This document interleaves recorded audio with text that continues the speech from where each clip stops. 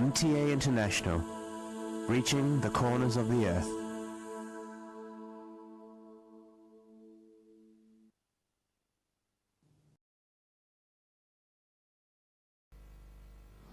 صلی علی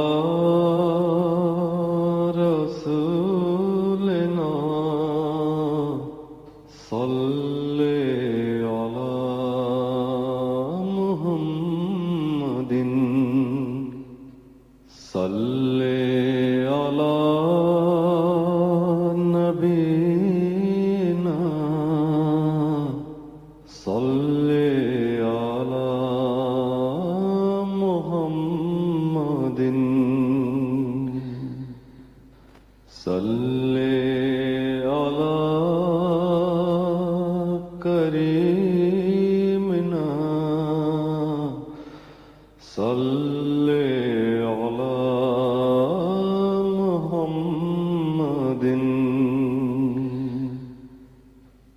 صلی علی حبیبنا صلی علی محمد صلی علی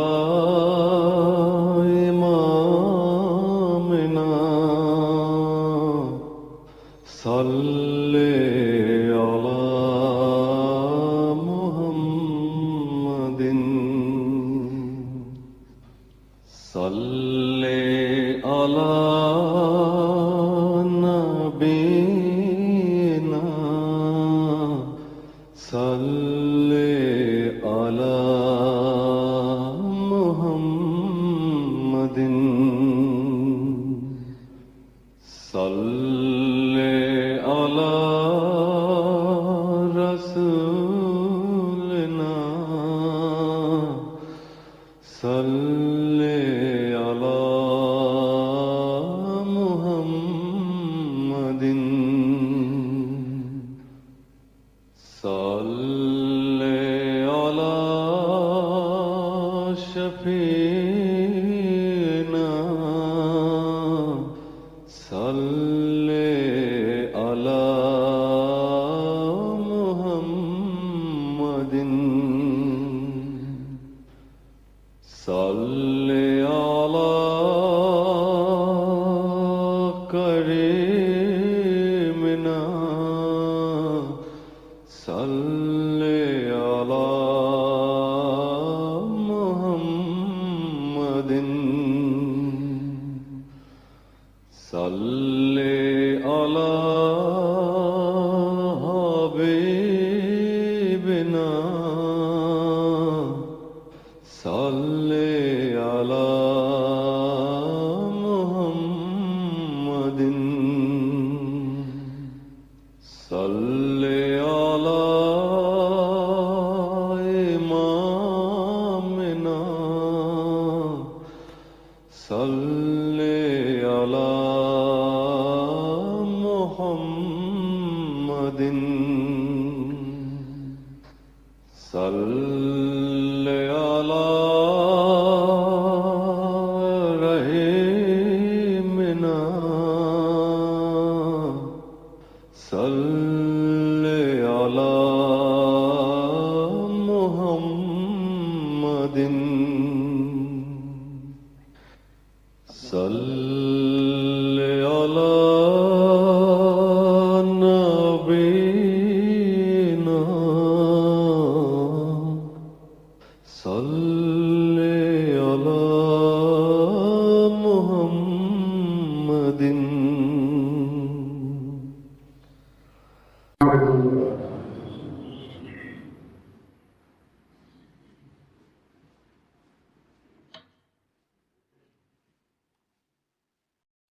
السلام علیکم ورحمۃ اللہ. آرام دے دیں. اللہ اکبر اللہ اکبر اللہ اکبر اللہ اکبر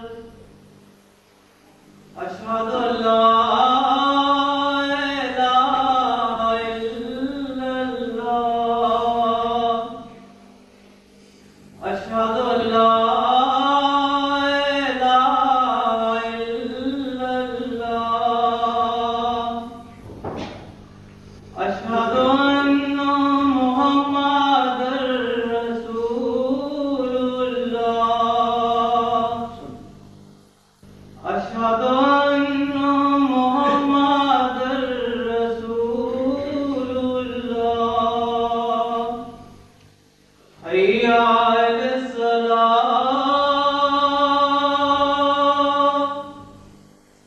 حي على الصلاة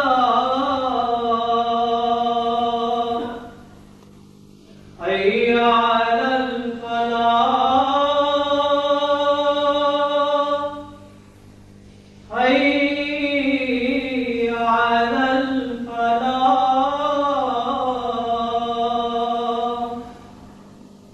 الله أكبر الله أكبر لا إله إلا الله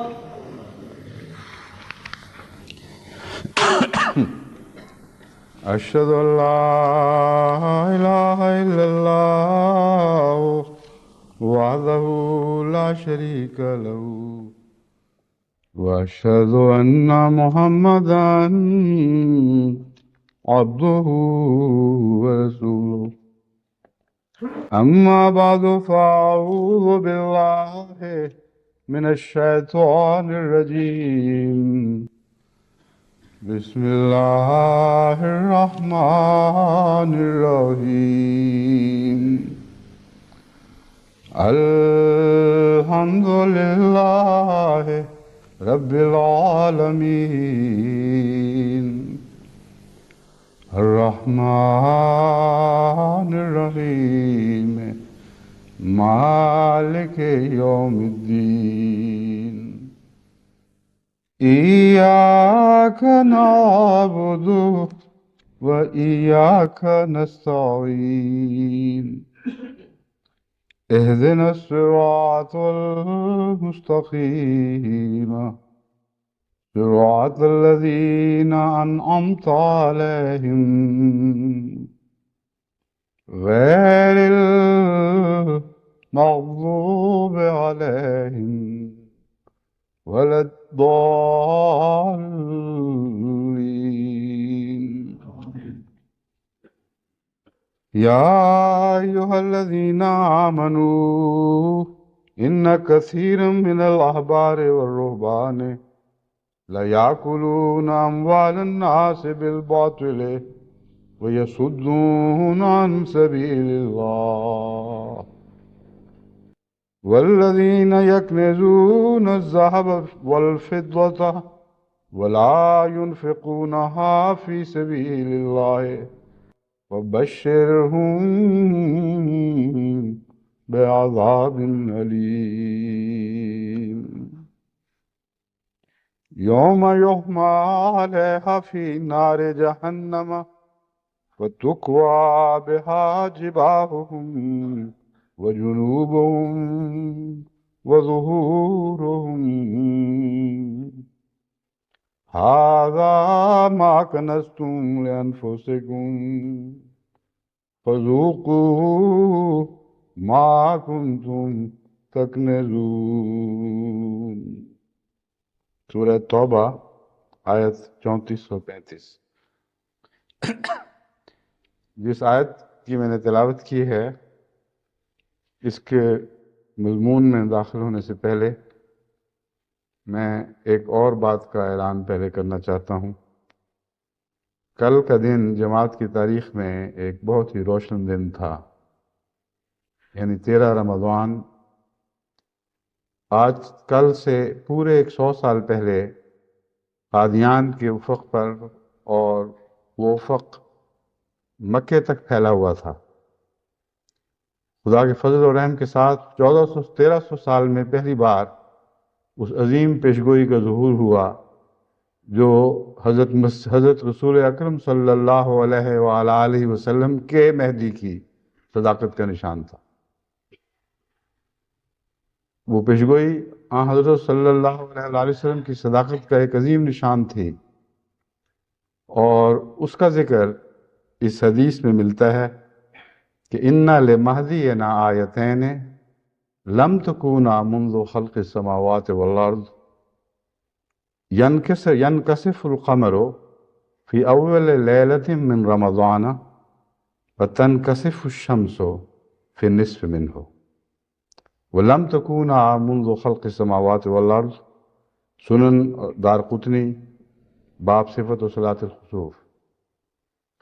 اس پیشگوئی سے متعلق انشاءاللہ تفصیلی گفتگو تو بعد میں ہوگی، لیکن چونکہ کل رمضان مبارک کی وہ 13 تاریخ تھی جبکہ حضرت اقدس مسیح موعود علیہ السلام اور آپ کے عشاق کی نگاہیں آسمان پر حمد و شکر کے سے لبریز ہو کر اس حالت میں پڑتی تھیں کہ روحیں سجدہ ریز تھیں اور نظر اس آسمانی نشان پر تھی، اور انتظار میں تھے کہ اب کتنے دن اور سورج کے گرہن کا نشان ظاہر ہو، سورج کا نشان ظاہر ہونے میں باقی ہیں، ایک ایک دن کاٹ کر کٹے، اور پھر سورج کی وہ 28 تاریخ پہنچی جس میں دن کے وقت سورج نے بھی گہنایا جانا تھا، اور اس طرح حضرت اقدس محمد مصطفیٰ صلی اللہ علیہ وآلہ وسلم کی عظیم پیشگوئی پوری ہوئی۔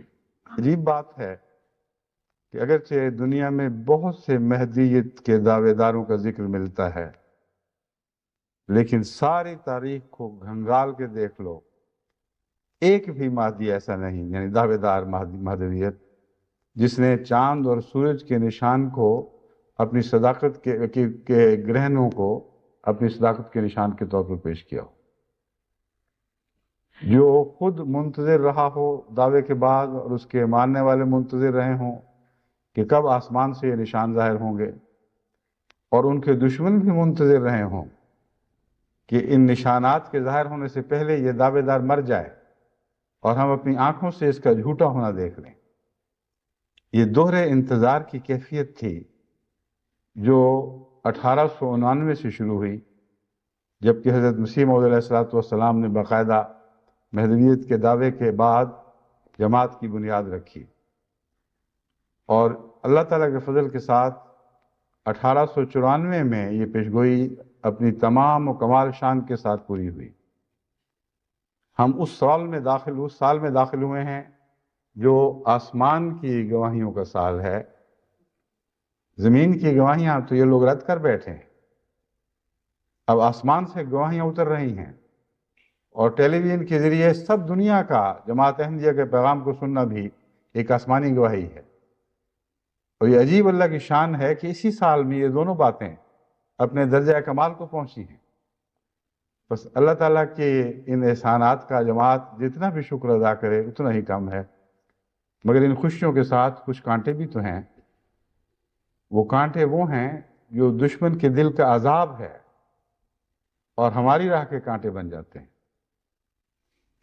اور یہ پیشگوئی بھی لازماً پوری ہونی تھی، کیونکہ حضرت اقدس محمد مصطفیٰ صلی اللہ علیہ وآلہ وسلم کے ان غلاموں کے حق میں جنہوں نے آخرین میں ظاہر ہونا تھا، خصوصیت سے یہ تمثیل پیش کی گئی تھی کہ ان کی مثال تو ایسے ہی ہے جیسے ایک بیج بویا جائے، اس میں سے کونپل پھوٹے، پھر وہ اپنے ڈنٹل پر کھڑی ہو کر مضبوط ہونے لگے اور بہت خوشنما دکھائی دے۔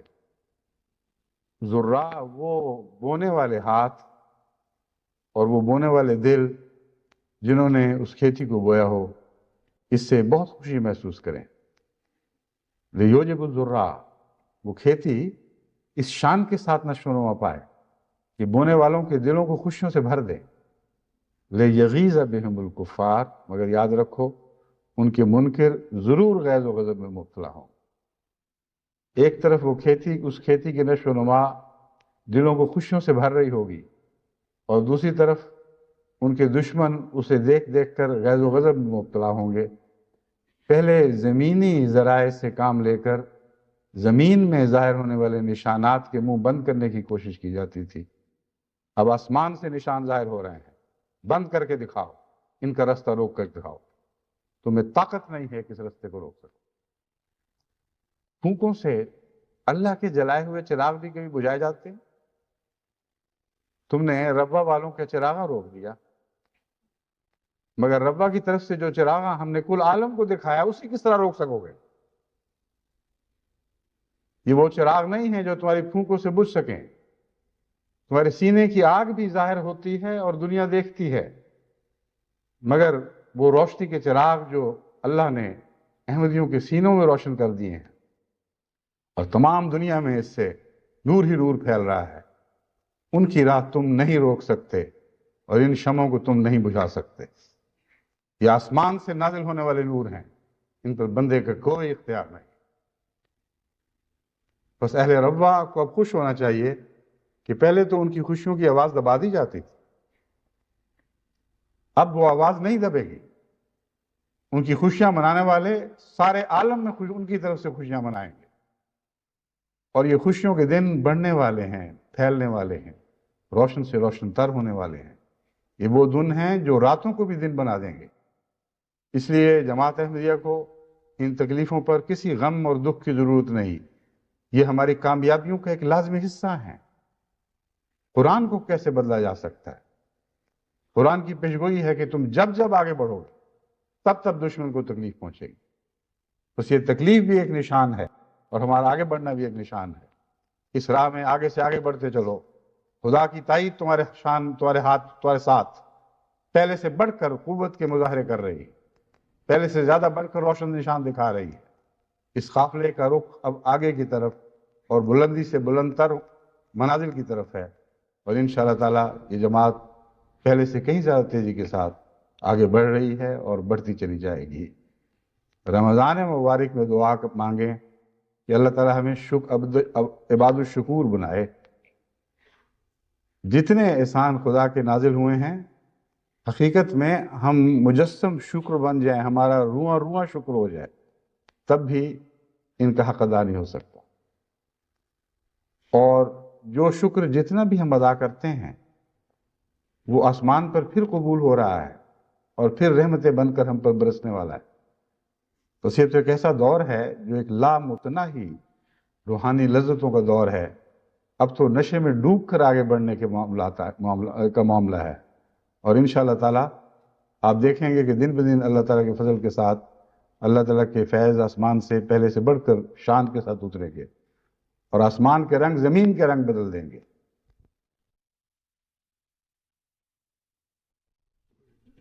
جس پہ شاور کہتے ہیں، مسرتوں کی بارش برساتی رہیں اور ہمارے دل اس سے سیراب ہوتے رہیں.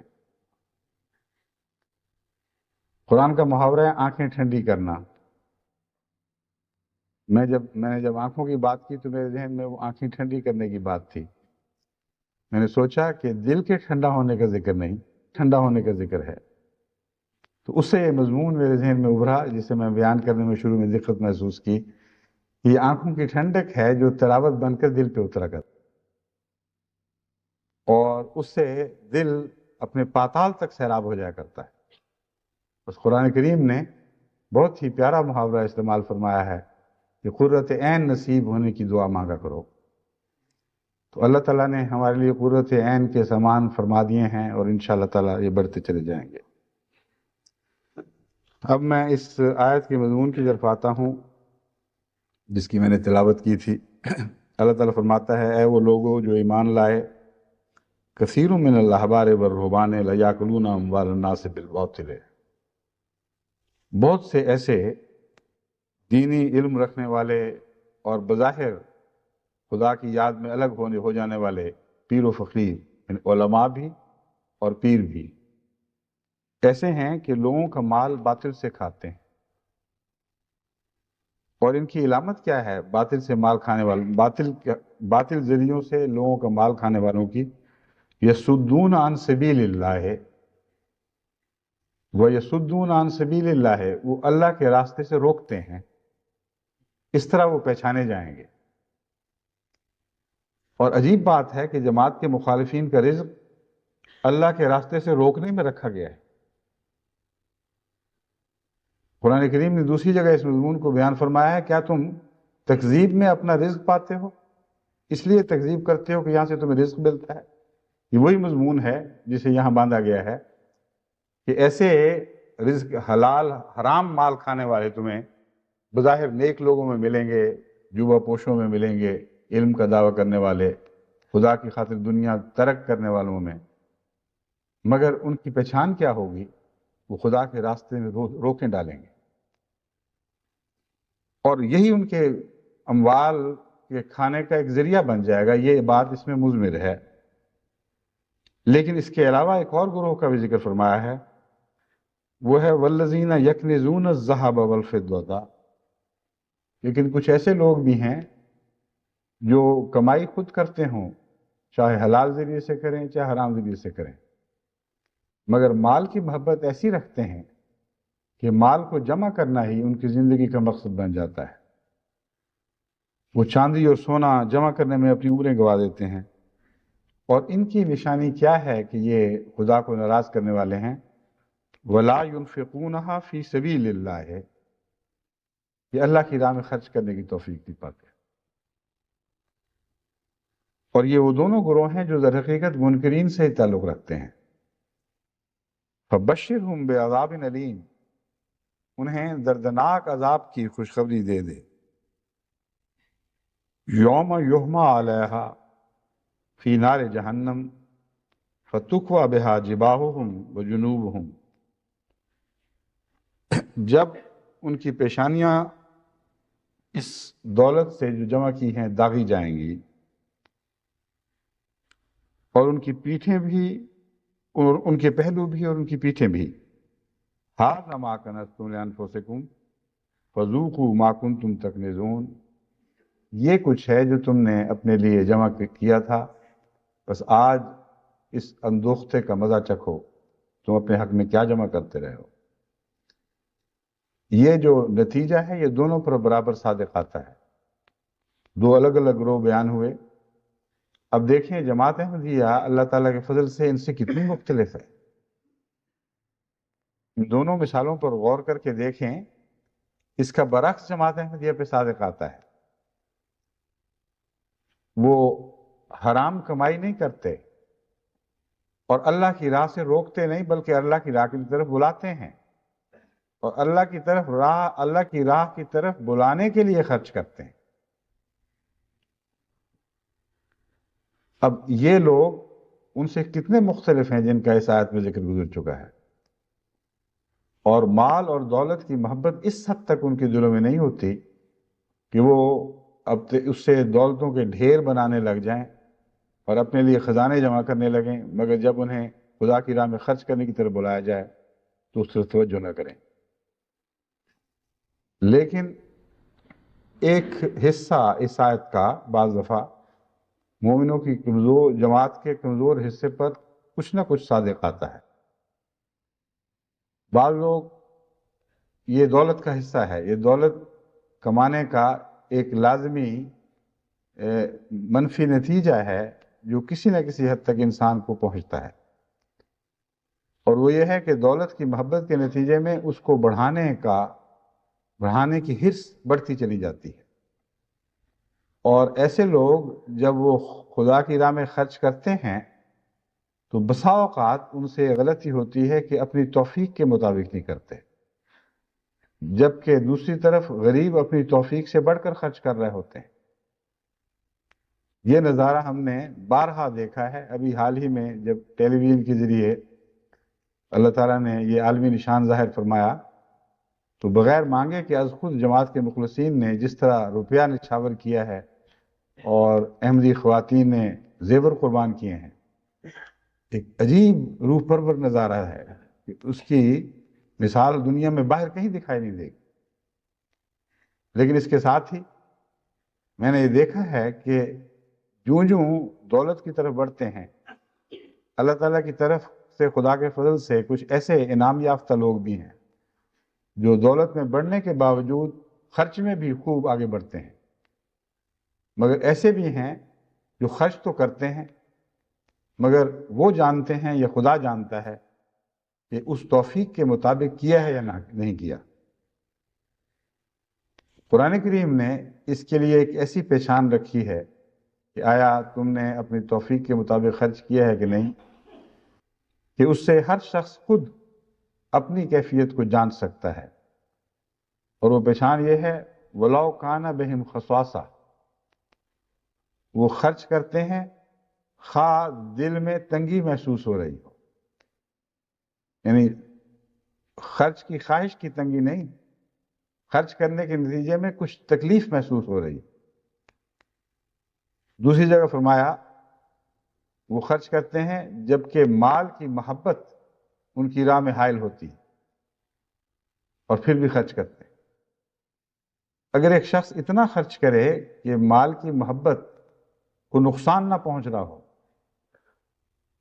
تو وہ خرچ جو ہے وہ توفیق سے کم ہے۔ اگر اتنا خرچ کرے کہ مال کی محبت کو زچ پہنچے اور تکلیف محسوس ہو رہی کہ یہ تو میرا جمع کیا ہوا یہ اندوختہ ہاتھ سے نکلا جا رہا ہے، فلاں جگہ میں اسے دوبارہ تجارت میں لگا سکتا تھا، اور اتنا زیادہ روپیہ اپنے مال سے نکالنا شاید میرے لیے نقصان کا موجب ہو، جہاں یہ فکروں کی حد شروع ہوتی ہے وہاں اللہ تعالیٰ کے فضل کے ساتھ ان آیات کی حد ختم ہو جاتی ہے جن کی میں نے تلاوت کی ہے۔ ان کو اس حد میں داخل ہونے کی اجازت نہیں۔ بس ہر احمدی کو اپنے نفس کو اس طرح جانچنا چاہیے کہ جو کچھ اللہ نے اسے دیا ہے اس میں سے وہ اس طرح خرچ کرتا ہے کہ نہیں کہ خساست کے باوجود پھر بھی خرچ کر رہا ہو، اور مال کی محبت حائل ہو رہی ہو اور پھر بھی خرچ کر رہا ہو۔ اگر وہ اس طرح خرچ کرتا ہے تو مقام محفوظ پہ ہے، اس کو کوئی خطرہ نہیں۔ اس مضمون کا رمضان مبارک سے بھی خصوصیت سے تعلق ہے اور جنت میں داخل ہونے سے بھی اس کا ایک خصوصیت سے تعلق ہے، اور چونکہ رمضان جنت کے دروازے کھولے ہوئے ہمارے پاس آیا ہے، اور میں امید رکھتا ہوں کہ ہم سب کی دنیاؤں میں یہ دروازے کھل رہے ہوں گے، اس لیے آج میں اس مضمون کو نسبتاً زیادہ کھول کر آپ کے سامنے رکھنا چاہتا ہوں۔ قرآن کریم میں اللہ تعالیٰ ایک دوسری جگہ فرماتا ہے ان الذین کذبوا بآیاتنا واستکبروا عنہا لا تفتح لهم ابواب السماء ولا يدخلون الجنة حتى يلج الجمل في سم الخياط وكذلك نجزي المجرمین، سورہ الاعراف آیت 41، کہ یقیناً وہ لوگ جنہوں نے جھٹلا دیا ہماری آیات کو اور تکبر سے کام لیا ان سے اعراض کرتے وقت، واستکبروا عنہا یعنی ان سے منہ موڑا ہے تکبر کے باعث، لا تفتح لهم ابواب السماء، ان کے لیے آسمان کے دروازے نہیں کھولے جائیں گے، ولا يدخلون الجنت، اور ہرگز جنت میں داخل نہیں ہوں گے یہاں تک کہ اونٹ سوئی کے ناکے میں داخل ہو جائے۔ وَكَذَلِكَ نَجْزِي الْمُجْرِمِينَ، اور ہم مجرموں کو اس طرح سزا دیا کرتے ہیں، سورہ الاعراف آیت 41۔ اب یہی مضمون ہے جسے مسیح نے ایک اور رنگ میں بیان فرمایا ہے، اور بات وہی ملتی جلتی کہی ہے۔ یسوع نے اپنے شاگردوں سے کہا میں تم سے سچ کہتا ہوں کہ دولت مند کا آسمان کی بادشاہی میں داخل ہونا مشکل ہے۔ یہاں متکبر کی بجائے دولت مند کے الفاظ استعمال کیے ہیں۔ دولت مند کا آسمان کی بادشاہی میں داخل ہونا مشکل ہے، اور پھر تم سے کہتا ہوں کہ اونٹ کا سوئی کے ناکے میں سے نکل جانا اس سے زیادہ آسان ہے کہ دولت مند خدا کی بادشاہی میں داخل ہو۔ شاگرد یہ سن کر بہت ہی حیران ہوئے اور کہنے لگے کہ پھر کون نجات پا سکتا ہے؟ یسوع نے ان کی طرف دیکھ کر کہا کہ یہ آدمیوں سے تو نہیں ہو سکتا، لیکن خدا سے سب کچھ ہو سکتا ہے۔ متی باب 19 آیات 23 تا 26۔ پہلی بات جو اس میں قابل غور ہے کہ مثال دونوں جگہ ایک ہی دی گئی ہے۔ کلام الہی ہے جو مسیح پر نازل ہوتا ہے تو اس مثال کو ایک خاص رنگ میں پیش فرماتا ہے، اور جب مذہب درجہ کمال کو پہنچتا ہے اور خاتم النبیین دنیا میں تشریف لاتے ہیں تو ان سے یہی مثال ایک اور رنگ میں ان کے سامنے یہی مثال ایک مختلف رنگ میں رکھتا ہے۔ کیا ان دونوں میں کوئی قدر مشترک ہے؟ پہلی بات تو یہ سوچنے کے لائق ہے، اور قدر مشترک یہ ہے کہ تکبر جس کے خلاف سخت ناپسندیدگی کا اظہار فرمایا گیا ہے، اس فرضی انسان کے حجم کو کہتے ہیں جس کا حقیقت سے کوئی تعلق نہیں ہوتا۔ انسان اپنے آپ کو بڑھا لیتا ہے، اپنی دانست میں اپنے آپ کو بڑا سمجھ رہا ہوتا ہے اور ہوتا نہیں۔ ایسا ہی ہے جیسے ایک چھوٹی سی کیڑی جو سوئی کے ناکے سے گزر سکتی ہو، لیکن اتنا پھلا لے اپنے آپ کو کہ وہ اونٹ کے برابر ہو جائے۔ ایسی کیڑی کا اس ناکے میں سے گزرنا ناممکن ہے جب تک وہ اپنے آپ کو اونٹ سمجھتی رہی ہو یا دنیا کو دکھاتی رہی ہو کہ میں اونٹ جیسی ہوں۔ اور یہ فرضی حجم جو ہے یہ اس کی راہ میں ہمیشہ حائل رہے گا۔ اور مسیح نے مسیح کو جو تمثیل دی گئی ہے وہ دولت مند کی ہے۔ دولت مند بھی موٹا ہو جاتا ہے، اور دو رنگ میں موٹا ہوتا ہے۔ ایک تو یہ کہ جمع کرنے کا شوق اتنا بڑھتا جاتا ہے کہ وہ اپنا مالی حجم بڑھانے میں ساری عمر ضائع کر دیتا ہے، اور جب تک وہ پھولتا رہے اور پھیلتا رہے اس وقت تک اس کو اطمینان نصیب ہوتا ہے۔ جہاں یہ سفر ختم ہو وہیں اس کے لیے عذاب شروع ہو جاتا ہے۔ تو اس کی جنت ہی اس کے پھولنے اور پھیلنے میں، یعنی مالی لحاظ سے بڑھنے میں ہے۔ اور ایسے شخص کے متعلق یہ فرمایا گیا ہے مسیح کو کہ وہ جنت میں داخل نہیں ہو سکے گا۔ قرآن کریم کی جو مثال میں نے کنستوں والی دی ہے اس میں بھی دراصل یہی مضمون ہے جو پہلے بیان کی جا چکی ہے۔ جو مال جمع کرتے ہیں وہ کیوں جنت میں داخل نہیں ہوں گے؟ اس لیے کہ جنت کے رستے چھوٹے اور عاجزی کے رستے ہیں، اور حقیقت کے رستے ہیں، سچائی کے رستے ہیں۔ اپنے تمناؤں سے جو جھوٹی شخصیت تم اپنی بنا بیٹھے ہو، اس جھوٹی شخصیت کا اس تنگ رستے سے داخل ہونا ممکن ہی نہیں ہے۔ حضرت رسول اکرم صلی اللہ علیہ وآلہ وسلم کو جو تمثیل بتائی گئی ہے وہ چونکہ بالکل صحیح انہی الفاظ میں محفوظ ہے جن میں خدا نے آپ سے فرمائی، اس لیے اس میں ایک زیادہ حکمت کی بات دکھائی دیتی ہے۔ اور مسیح کو جو تمثیل بتائی گئی ممکن ہے وہ بھی ایسے ہی الفاظ میں بتائی گئی ہو، مگر بعد میں کچھ تبدیلی واقع ہو گئی ہو۔ لیکن ایک بنیادی فرق ہے جسے میں ظاہر کرنا چاہتا ہوں۔ وہ فرق یہ ہے کہ مسیح کو یہ کہا گیا ہے، یعنی مسیح کی طرف یہ بات منسوب ہوئی ہے کہ اس وقت تک وہ دولت مند خدا کی بادشاہی میں اس وقت تک ممکن نہیں ہے جب تک اونٹ سوئی کے ناکے میں سے نہ نکل جائے۔ اونٹ تو سوئی کے ناکے میں سے نہیں نکل سکتا۔ جب تک نہیں نکل جائے گا، یہ میں الفاظ بتاتا ہوں، اور پھر میں تم سے کہتا ہوں کہ اونٹ کے سوئی کے ناکے میں سے نکل جانا اس سے زیادہ آسان ہے، یہ فرمایا گیا ہے۔ جب تک کا محاورہ قرآن نے استعمال کیا ہے۔ اونٹ کا سوئی کے ناکے میں سے نکل جانا زیادہ آسان ہے، دولت مند کا خدا کی بادشاہی میں داخل ہونا ممکن نہیں، اس سے زیادہ مشکل ہے۔ اب یہ جو تمثیل ہے یہ کلیتاً ہر دولت مند کو ہمیشہ کے لیے مایوس کرنے والی ہے، اس کے لیے کوئی نجات کا راستہ نہیں چھوڑ۔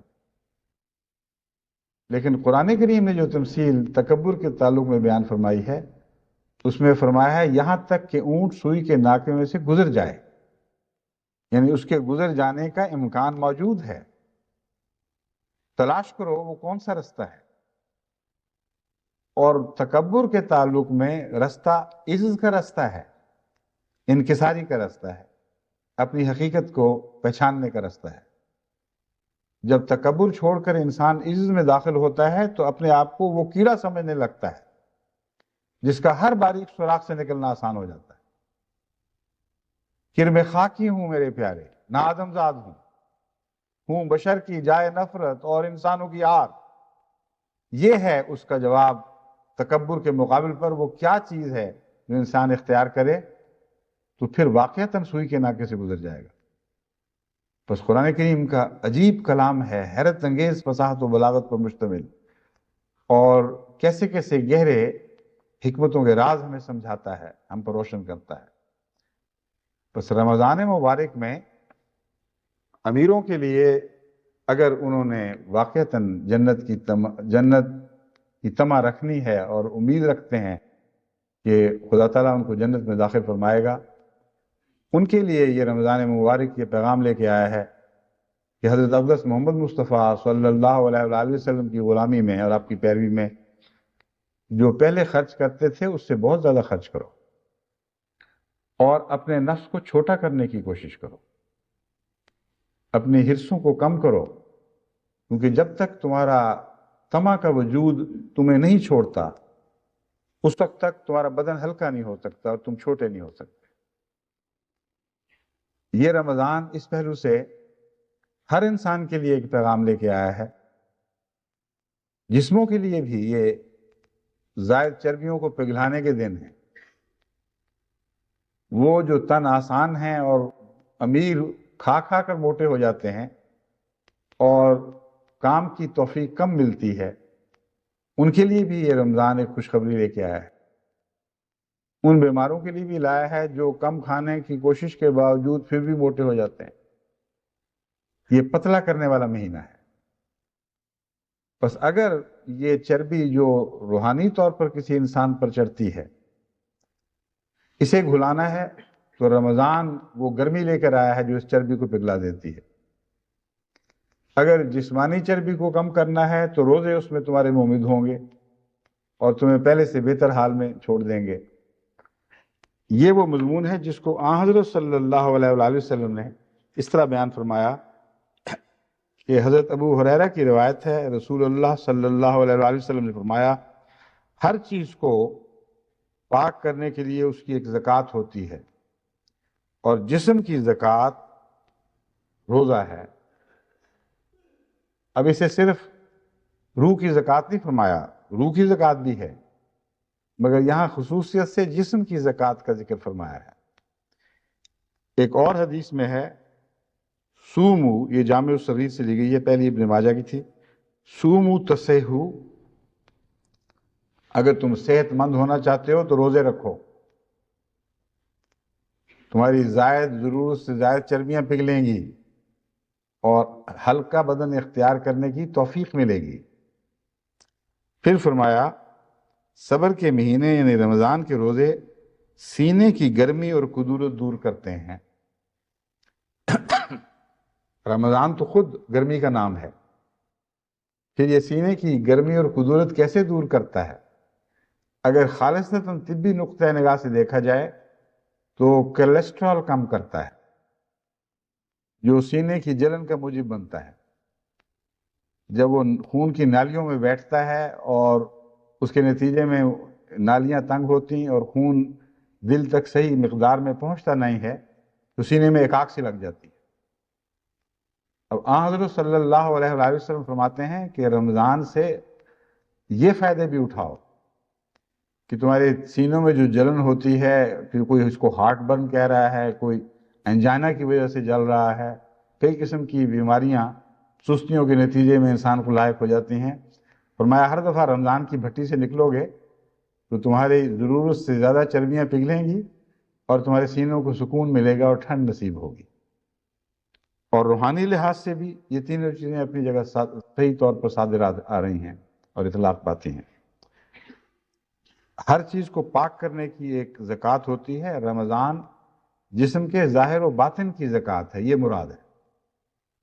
یہ عجیب مہینہ ہے کہ ظاہری طور پر بھی جسم کی زکوٰۃ بن رہا ہے اور روحانی طور پر بھی جسم کی زکوٰۃ بن رہا ہے، یعنی اس کے لیے روحانی طور پر جو چربیاں چڑھی ہیں وہ پگھلانے کے دن ہیں، اور مال اور دولت جمع کرنے کے برعکس رمضان مبارک میں آن حضرت صلی اللہ علیہ وآلہ وسلم کی سنت جو بہت کثرت سے خدا کی راہ میں خرچ کرنے کی طرف ہمیں بلاتی ہے، یہ اس روحانی چربی کا علاج ہے۔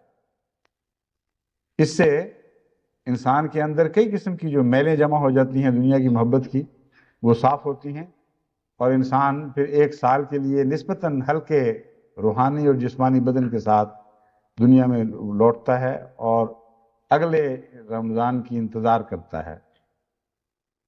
کچھ ایسے ہیں جو کوشش کر کے اپنے آپ کو اسی حالت پر قائم رکھتے ہیں، کچھ ہیں جو پھر تباً واپس لوٹتے ہیں اور پھر اگلا رمضان آتا ہے اور ان کے لیے یہ سب برکتیں لے کر آتا اور بہت سی برکتیں پیچھے چھوڑ کر چلا جاتا ہے۔ اب صرف 15-16 دن باقی ہیں، اس لیے جماعت کو چاہیے کہ اس پہلو سے بھی رمضان سے استفادہ کرنے کی بھرپور کوشش کریں۔ یہ جو خدا کی راہ میں خرچ کرنا ہے یہ کئی طرح سے ہے۔ بنیادی طور پر تو پہلے نیت درست اور صحت مند ہونی چاہیے کہ جو میں خرچ کر رہا ہوں اللہ کی خاطر کر رہا ہوں۔ اس ضمن میں ایسے لوگوں کے لیے بھی موقع ہے، حالانکہ بہت چھوٹی سی بظاہر بات ہے، جو اپنی بیویوں اور بچوں سے کنجوسی کرتے ہیں اور تباً کنجوس واقع ہوں۔ اگر رمضان مبارک میں ان کو خیال آئے کہ اللہ نے کہا ہے خرچ کرو، تو ہم گھر سے کیوں نہ شروع کریں، بیوی بچوں کو بھی کچھ سہولت دے دیں، تو بظاہر یہ بیوی بچے پر خرچ ہے مگر ہے خدا کی خاطر۔ اور حضرت رسول اکرم صلی اللہ علیہ وآلہ وسلم تو یہاں تک فرماتے ہیں کہ خدا کی محبت میں کہ خدا راضی ہو، اپنی بیوی کے منہ میں لقمہ بھی ڈالو گے تو عبادت ہے۔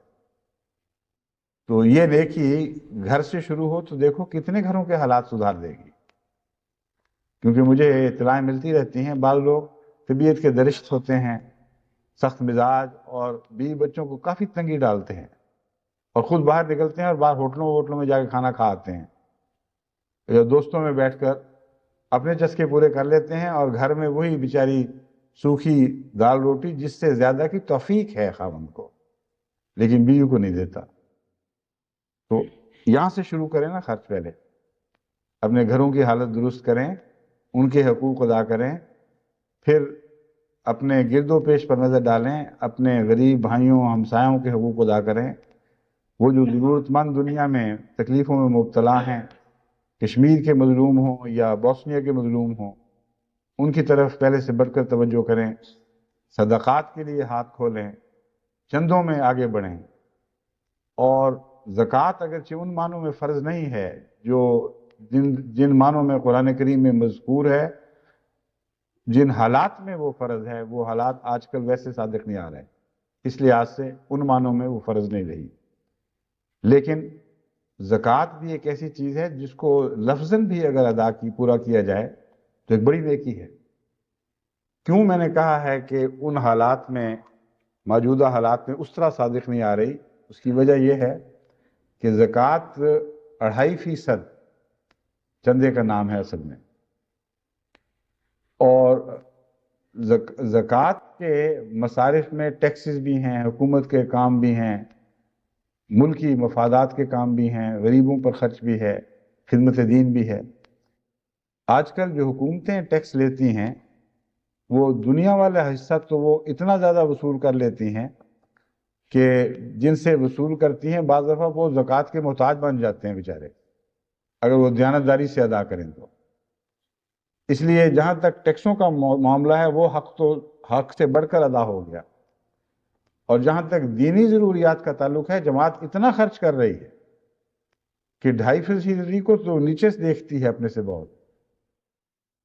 ایسے چندہ دہندہ ہیں جو 6.5% باقاعدہ دے رہے ہیں، پھر اس کے علاوہ خدا کے فضل کے ساتھ 10% بھی دے رہے ہیں، پھر اس سے بڑھ کر ہر اپیل پر، ہر قربانی کے رستے پر ایک دوسرے سے سبقت لے جاتے ہوئے خرچ کرتے ہیں۔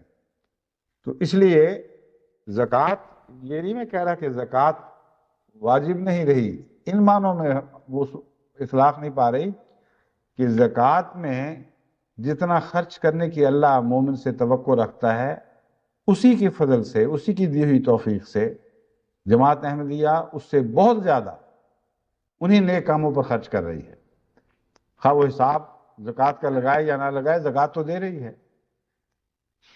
لیکن بعض دفعہ یہ بھی لطف آتا ہے کہ جو حضرت صلی اللہ علیہ وسلم کے زمانے میں طریق رائج تھا، اسی طریق کے مطابق بھی ہم کچھ دیں، اور اس طریق پر عمل کرنے کے لیے خصوصیت سے ان لوگوں کے لیے رستہ کھلا ہے جو اپنے تجارتی اموال ایک لمبے عرصے تک روک کے اپنے پاس رکھتے ہیں، یا بہت دیر تک اپنے بینک بیلنس بینکوں میں رکھتے ہیں، یہاں تک کہ نصاب کا 1 سال گزر جاتا ہے۔ ہیں جن کے پاس زیور پڑے ہوئے ہیں اور وہ اپنے غریب بہن بھائیوں کے استعمال میں وہ ان کو نہیں لاتی، اور اپنی خوشیاں ان کے ساتھ اپنی خوشیوں میں، یعنی زیور پہننے کی خوشیوں میں ان کو شریک نہیں کرتی، ان پر بھی یہ زکوٰۃ عائد ہوتی ہے۔ تو باوجود اس کے کہ وہ ٹیکس بھی زیادہ دے رہے ہیں، باوجود اس کے کہ وہ چندے بھی زیادہ دے رہے ہیں، جماعت میں ایک طبقہ ایسا ضرور ہے جو زکوٰۃ دیتا ہے، اور اللہ تعالیٰ کے فضل سے بغیر کسی میری تحریک کے وہ طبقہ از خود زکوٰۃ دیتا چلا جا رہا ہے۔ یہاں تک کہ جب مجھے رپورٹیں ملتی ہیں اور میں نظر رکھتا ہوں تو حیران ہوتا ہوں کہ ہر سال اللہ کے فضل سے اس میں اضافہ ہو رہا ہے، اور باہر کے ملکوں میں بھی ہے۔ تو میں اس وقت دوبارہ آج یہاں دہانی کرا رہا ہوں کہ وہ لوگ جن کا ذہن اس طرف نہیں جاتا اور اپنے دل کو جائز طور پر مطمئن کرتے ہیں، ناجائز طور پر نہیں، کہ ہم نے حکومت کے حق بھی ادا کر دیے اور قرآن نے جو نافذ کیے ان سے بڑھ کر ادا کیے، اللہ کا حق بھی اور اس کے بندوں اور غریبوں کا حق بھی ادا کیا، اور جیسا قرآن چاہتا تھا اس کے کم سے کم مقرر کردہ معیار سے بہت بڑھ کر ادا کیا، یہ کہہ کر دلوں کو مطمئن کرتے ہیں۔ مگر اگر ان سے یہ سوال کیا جائے کہ کبھی زکوٰۃ دی ہے کہ نہیں، تو زکوٰۃ کے وقت ہمیشہ ذہن میں وہی 2.5% آئے گا، اور انہی شرائط کے ساتھ آئے گا جن شرائط کے ساتھ حضرت صلی اللہ علیہ وآلہ وسلم کے زمانے میں اس پر عمل ہوتا تھا۔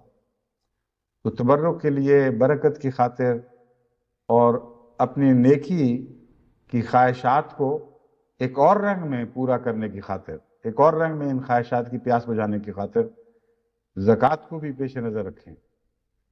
بس ہر طرح سے بدن کی بھی زکوٰۃ دیں، اور اپنے دل اور روح کی بھی زکوٰۃ دیں، اپنے سارے وجود کی زکوٰۃ دیں۔ اور یہ زکوٰۃ دینے کے بعد، جیسا کہ زکوٰۃ کے مفہوم میں شامل ہے، انسان کے کچھ بوجھ گر جاتے ہیں اور کچھ طاقتیں بڑھ جاتی ہیں۔ زکوٰۃ کے نتیجے میں 2 باتیں بیک وقت ظاہر ہو رہی ہوتی ہیں، عمل دکھاتی ہیں۔ ایک یہ کہ بوجھ کم ہو رہے ہیں، ایک یہ کہ مسل پار انسان کی، اس کی اعصابی قوتیں اور اس کی عضلاتی قوتیں وہ بڑھ رہی ہوتی۔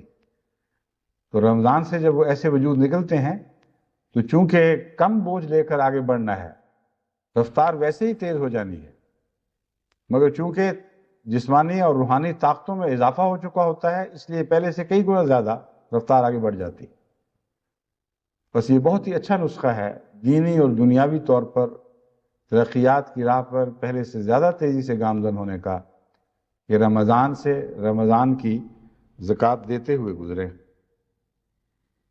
ایک اور حدیث ہے حضرت اقدس محمد مصطفیٰ صلی اللہ علیہ وآلہ وسلم کے متعلق، عبداللہ ابن عباس بیان فرماتے ہیں کہ رسول کریم صلی اللہ علیہ وآلہ وسلم سب لوگوں سے زیادہ سخی تھے، اور رمضان میں آپ کی سخاوت اور بھی زیادہ ہو جاتی تھی جب جبرائیل علیہ السلام آپ سے ملاقات کرتے تھے اور قرآن کریم کا دور کرتے تھے۔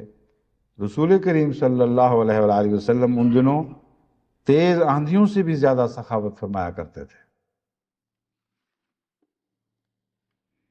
حضرت مسیح موعود علیہ السلام رمضان کی روح کو بیان کرتے ہوئے فرماتے ہیں، رمضان سورج کی تپش کو کہتے ہیں۔ رمضان میں چونکہ انسان اکل و شرب اور تمام جسمانی لذتوں پر یعنی روحانی اور جسمانی تپش مل کر رمضان ہوا۔ آپ میں سے اکثر جو عربی نہیں جانتے وہ اس بات کو سمجھ نہیں سکے ہوں گے، یہ مل کر کیسے رمضان ہوا؟ اس لیے کہ رمض کا مطلب ہے گرمی، اور رمضان میں نے 2 گرمیاں، تو فرمایا کہ رمضان میں ان دونوں گرمیوں کا ملنا ضروری ہے، تب رمضان بنے گا۔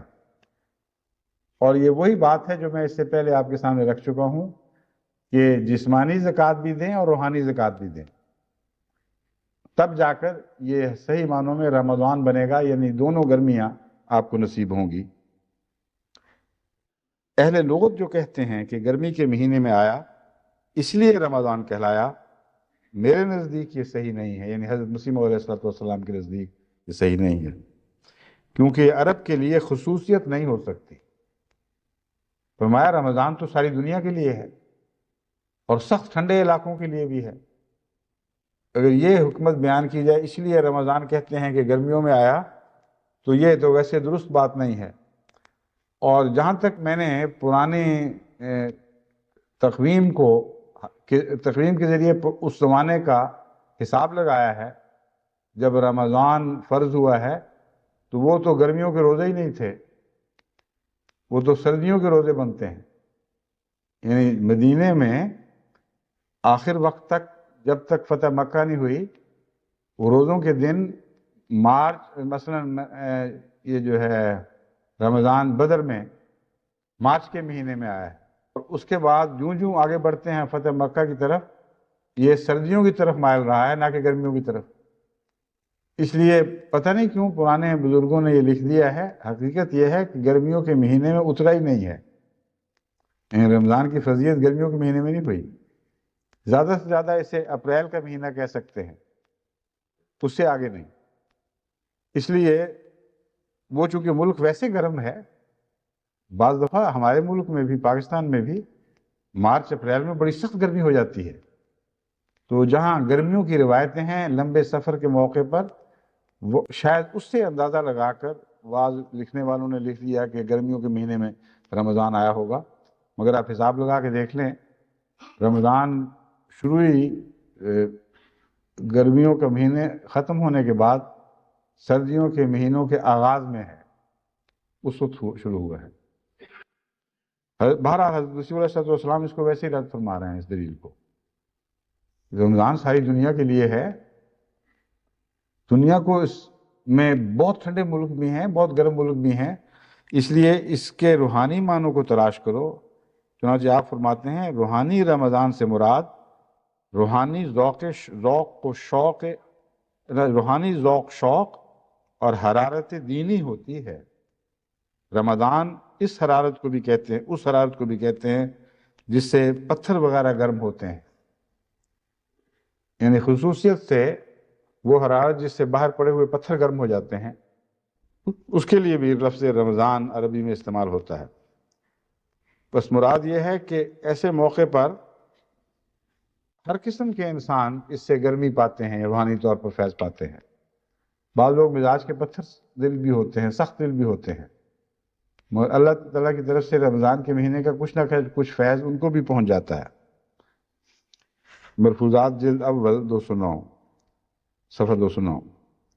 پھر حضرت مسیح موعود علیہ السلام فرماتے ہیں شہر رمضان الذی انزل فیہ القرآن، کہ رمضان کا مہینہ وہ ہے جس میں قرآن اتارا گیا۔ ماہ رمضان کی عظمت معلوم ہوتی ہے، صوفیاء نے لکھا ہے کہ یہ ماہ تنویر قلب کے لیے عمدہ مہینہ ہے، کثرت سے اس میں مکاشفات ہوتے ہیں، صلاۃ تزکیہ نفس کرتی ہے اور صوم تجلی قلب کرتا ہے۔ تزکیہ نفس سے مراد یہ ہے کہ نفس امارہ کی شہوات سے بودھ حاصل ہو جائے، اور تجلی قلب سے مراد یہ ہے کہ کشف کا دروازہ اس پر کھلے کہ خدا کو دیکھ لے۔ یہ بہت ہی اہم اقتباس ہے، اور یہ میں مزید کھول کر بیان کرنا چاہتا ہوں۔ حضرت اقدس مسیح موعود علیہ السلام جو یہ کلام فرما رہے ہیں تو یہ گہرے ذاتی تجربے سے بیان فرما رہے ہیں، کوئی سنی سنائی بات نہیں ہے، بلکہ اس کی طرز بتاتی ہے کہ ایک صاحب تجربہ ہے جو ایک بہت ہی عمدہ راز کو پا گیا اور اس راز میں دوسروں کو شریک کرنے کے لیے بلا رہا ہے۔ تنویر قلب کیا ہوتی ہے؟ فرمایا کثرت سے اس میں مکاشفات ہوتے ہیں۔ صوفیاء نے تو اتنا کہا ہے کہ یہ تنویر قلب کا مہینہ ہے، تنویر قلب سے مراد ہے دل روشنی پا جائے، بس مکاشفات ہوں، سچی خوابیں آئیں یا الہامات ہوں، یہ ساری تنویر قلب کی علامتیں ہیں۔ لیکن حضرت مسیح موعود علیہ الصلوۃ والسلام نے اس پر مزید یہ فرمایا ہے، صلاۃ تزکیہ نفس کرتی ہے، یہ پہلے ہونا ضروری ہے۔ تنویر قلب یوں ہی نہیں حاصل ہو جایا کرتی، پہلے عبادتوں کو درست کرو، اور نماز پڑھو گے تو وہ دل کا تزکیہ کرتی ہے، اس کو پاک کرتی ہے۔ کس طرح پاک کرتی ہے؟ نفس امارہ کی شہوات سے بود حاصل ہو جاتا ہے۔ ان الصلاۃ تنہی عن الفحشاء والمنکر والبغی کا مضمون ہے جو بیان فرما رہے ہیں۔ فرماتے ہیں کہ جب تک اس طرح فحشاء اور بغی اور منکر سے تم باز نہیں آتے، اس وقت تک تنویر قلب کہاں سے حاصل کر لو گے؟ وہ تو بات کا مقام ہے۔ اور فرمایا نماز پہلے یہ تزکیے کا کام کرتی ہے، بس رمضان مبارک میں نماز کی طرف خصوصیت سے توجہ دینی ضروری ہے، اور ایسی نماز پڑھنی چاہیے جس کے نتیجے میں انسان اپنے بدن سے بدیاں جھڑتے ہوئے دیکھ لے، اپنی روح کے بدن کو پہلے کی نسبت ہلکا ہوتا ہوا دیکھ لے، اور ہر انسان اگر بالارادہ طور پر نگاہ رکھے کہ میں دیکھوں مجھے رمضان میں ان نمازوں نے کیا فائدہ پہنچایا، تو اس کے لیے اس کی پہچان ناممکن نہیں ہے بلکہ آسان ہے۔ اس لیے اس بالارادہ کوشش میں داخل ہو جائیں، یعنی رمضان میں جو جتنے دن باقی ہیں اس میں نمازیں پڑھتے ہوئے جب نماز کے مضمون پر غور کریں گے تو اس وقت آپ کو سمجھ آئے گی کہ جو کچھ آپ خدا سے مانگ رہے ہیں آپ کا عملی قدم اس طرف نہیں ہے۔ کہتے ہیں اہدنا الصراط المستقیم، کتنی دفعہ پڑھتے ہیں؟ ہر نماز میں، ہر رکعت میں لازماً پڑھنا پڑتا ہے، اور کہتے ہیں اے خدا ہمیں صراط مستقیم پر چلا، صراط مستقیم ان لوگوں کی جن پر تو نے انعام نازل فرمائے، نہ کہ ان لوگوں کی جنہوں نے اس صراط مستقیم پر چلنے کے باوجود غضب، جو صراط مستقیم پر چلنے کے باوجود غضب کا مورد بن گئے، یعنی اس صراط کے حق ادا نہ کیے۔ آغاز میں ان کو اس راہ پہ ڈالا گیا، مگر اس راہ کے حقوق ادا نہ کرنے کے نتیجے میں وہ مغلوب ہو گئے، وَلَا اور نہ ان کا راستہ جو اس راہ کو ہی چھوڑ بیٹھے اور گمگشتہ راہ ہو گئے۔ اب سوال یہ ہے اتنی بڑی دعا کچھ تقاضے بھی کرتی ہے کہ نہیں؟ ایک انسان جب یہ سوچے کہ منعم علیہ گروہ تھے کون، وہ کون لوگ تھے جن پر اللہ کی طرف سے انعام نازل ہوئے، اور پھر اس مضمون کو اپنی ذات پر صادر کر کے دیکھے کہ مجھ میں وہ کتنی علامتیں پائی جاتی ہیں، اور پھر مغضوب علیہم کا تصور کرے، بگڑے ہوئے یہودیوں کے حالات آپ کے سامنے ہیں، کیا کیا ان میں برائیاں تھیں۔ اگر اس وقت کی تاریخ آپ کے سامنے نہیں تو اس زمانے کی تاریخ تو ہے نا، کیونکہ حضرت اقدس محمد رسول اللہ صلی اللہ علیہ وآلہ وسلم نے ہمارے لیے یہ آسان کر دیا ہے، یہ مضمون آسان کر دیا ہے۔ فرمایا میری امت بھی، جو لوگ میری طرف منسوب ہوتے ہیں، ایک ایسا زمانہ آنے والا ہے کہ یہود کے زیادہ مشابہ ہو جائیں گے، اور ایسے مشابہ ہو جائیں گے کہ گویا ایک جوتی، ایک جوڑے کی ایک جوتی اس جوڑے کی دوسری جوتی کے مشابہ ہوتی ہے۔ تو وہ علامتیں یہاں دیکھ لیجئے، اس میں کون سی مشکل ہے؟ جو آج کل کی بگڑی ہوئی مسلمان سوسائٹی میں جہاں جہاں خرابیاں پائی جاتی ہیں ان کو دیکھنا اور پہچاننا کوئی مشکل کام تو نہیں ہے۔ ان میں جھوٹ ہے، ان میں حقوق، دوسروں کے حقوق غصب کرنے ہیں، ان میں حرص و ہوا کی خاطر جھوٹے مقدمات بنانے ہیں، ان میں گواہیوں کے وقت جھوٹ بولنا ہے، حرص و ہوا کا اتنا غلبہ کہ جائز ناجائز کی تمیز بالکل اٹھ جائے، اور جھگڑے کرنا اور گالی گلوچ کرنا اور تکلیفیں دے کر لذتیں محسوس کرنا، اور اس بات میں فخر کرنا کہ ہم سے بڑا جھگڑالو کوئی نہیں، ہم بڑے کپتے لوگ ہیں، ہم ایسا کریں گے اور وہ کریں گے۔ یہ چند ایک علامتیں ہیں جو میں نے آپ کے سامنے رکھتا ہوں، کون ان سے نا واقف ہے؟ اور غیر المغضوب علیہم کہتے ہیں اور کہتے ہیں ہم نے ان علامتوں میں سے کوئی نہیں چھوڑنی، اے اللہ لگا لے زور، بنا لے ہمیں نیک، ہم نے نہیں ہٹنا اس وقت۔ یہ کیسی دعا ہے، یہ تو گستاخی ہے۔ اس لیے جب بھی آپ یہ دعا کرتے ہیں تو سوچے تو صحیح کہ کون کون سی باتیں آپ میں پائی جاتی ہیں۔ شروع میں چند دکھائی دیں گی، کیونکہ یہ اندھیرے کا مضمون ہے۔ جب آپ روشنی سے اندھیرے کمرے میں جاتے ہیں تو ایک دم تو نہیں سب کچھ دکھائی دیتا، آہستہ آہستہ دکھائی دیتا ہے۔ تو پہلے آپ کو بعض موٹی موٹی برائیاں نظر آئیں گی کہ ان سے بچنا ہے۔ جب وہ دیکھ لیں گے اور پہچان لیں گے اور دعا میں شامل کر لیں گے تو آپ کی پاک نیت اس دعا کی قبولیت میں مددگار ہو جائے گی، اور اس کے نتیجے میں وہ برائیاں دور کرنا بہت زیادہ آسان ہو جائے گا۔ کچھ آپ کی کوشش ہوگی، کچھ آسمان سے فضل نازل ہوگا، اور پھر جب اپنی طرف سے آپ اپنے آپ کو پاک کر لیں گے تو آنکھوں کی روشنی کچھ بڑھے گی اور اندھیروں کی ظلمت کچھ کم ہوگی، اور آپ دیکھیں گے کہ اوہو یہاں تو یہ بھی ٹھوکر تھی اور یہ بھی ٹھوکر تھی، اس سے بھی تو ہم نے پاک ہونا، یہ بھی تو مغلوب کی نشانیاں ہیں۔ اور اس طرح آپ پر اپنا وجود روشن ہونے لگ جائے گا۔ یہی مضمون ہے جس کا قرآن کریم بار بار اس طرح ذکر فرماتا ہے کہ وہ یعنی وہ پاک نبی محمد رسول اللہ علیہ وسلم اور آپ کی تعلیمات اور قرآن اندھیروں سے روشنی کی طرف نکالنے والے۔ اندھیرے ہیں موجود، یہ نہ سمجھیں کہ نہیں ہیں، ان سے روشنی کی طرف نکلنا یہ رستہ چاہتا ہے جو میں دکھا رہا ہوں۔ اور صراط مستقیم پر چلتے ہوئے صراط مستقیم کی دعا مانگنے کا یہ مطلب ہے، جسے سمجھتے ہوئے آپ کو استغفار کے ساتھ یہ دن گزارنے چاہیے۔ پہلے اگر یہ نمازیں ضائع ہو گئیں اور ان سے فائدہ نہ اٹھا سکے، اب جو نمازیں رمضان میں آپ پڑھیں گے ان میں اس مضمون کو پیش نظر رکھتے ہوئے کوشش کریں کہ یہ تزکیہ نفس کا موجب بنے۔ جب تزکیہ نفس ہوگا تو پھر تنویر قلب تو آنی ہی آنی۔ تنویر قلب دل کی روشنی کا نام ہے، اندھیروں کے ہوتے ہوئے تنویر کیسے ہو سکتی؟ یہ تو دو متضاد باتیں۔ جاء الحق وزهق الباطل ان الباطل کان زہوقا، یہ تو ممکن ہی نہیں ہے کہ حق آ جائے اور باطل بھی وہیں ٹھہرا رہے۔ اس کا برعکس یہ ہے کہ پہلے اندھیرے دور کرو تو پھر روشنی آئے گی۔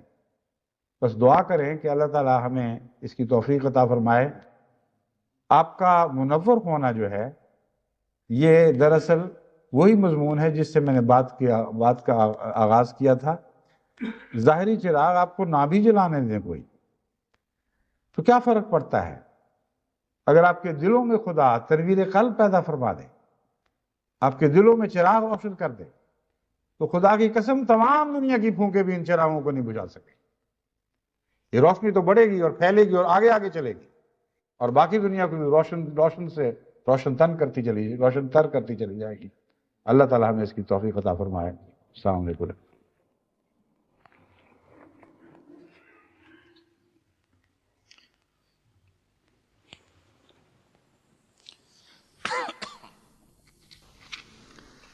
الحمد لله نحمده ونستعينه ونستغفره ونؤمن به ونتوكل عليه ونعوذ بالله من شرور أنفسنا ومن سيئات أعمالنا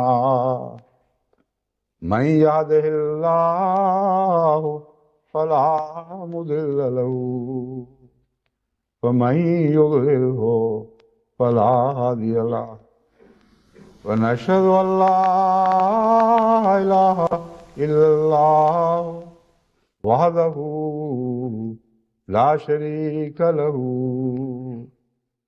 ونشهد أن محمدا عبده ورسوله عباد الله رحمكم الله إن الله يأمر بالعدل والإحسان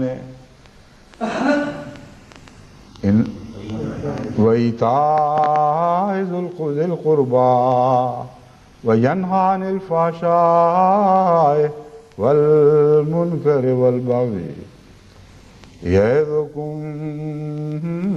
لعلكم تذكرون اذكروا الله يذكركم وادعوه يستجب لكم ولذكر الله أكبر.